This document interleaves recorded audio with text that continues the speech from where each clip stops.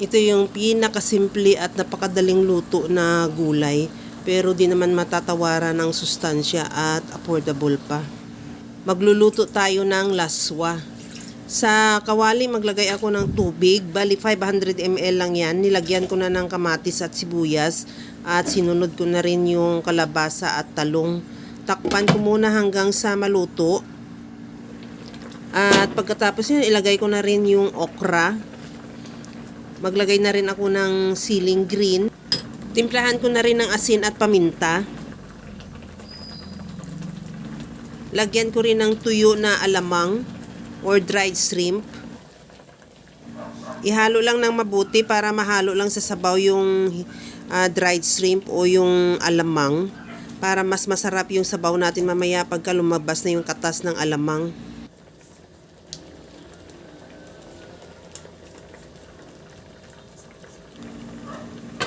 Takpan ko muna ulit hanggang sa maluto lang din yung okra. At ilagay ko na yung saluyot. Kahit anong leafy vegetable, kagaya ng alugbate o kaya malunggay, kung available sa iyo, pwede rin yun. Mas maganda din yun. Masustansya rin yung mga ganung gulay. At ugaliin natin kumain ng saluyot. Dahil ang saluyot pala ay ang dami niyang health benefits. Kagaya lang ng mag-improve yung eyesight at mag-reduce yung oxidative stress at nagkaroon ka rin ng potential sa liver. Kung halimbawa ay problema ka sa atay, medyo makakatulong din to yung saluyot. At mayroon din siyang vitamin E, C, and E.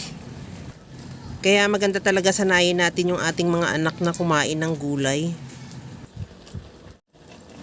Tikman ko na kung okay na yung sabaw niya. Maglagay na rin ako ng liquid seasoning. Kahit anong seasoning available sa iyo pwede. Or patis pwede rin. At okay na yan. Ready to serve na yung ating napakasarap na laswa. Kaya mga kalasa, kung nagustuhan mo yung ating video, please like na lang at pakishare na rin sa inyong mga friends.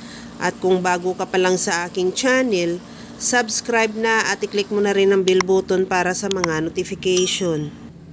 Okay na to. Hanggang sa muli mga kalasa.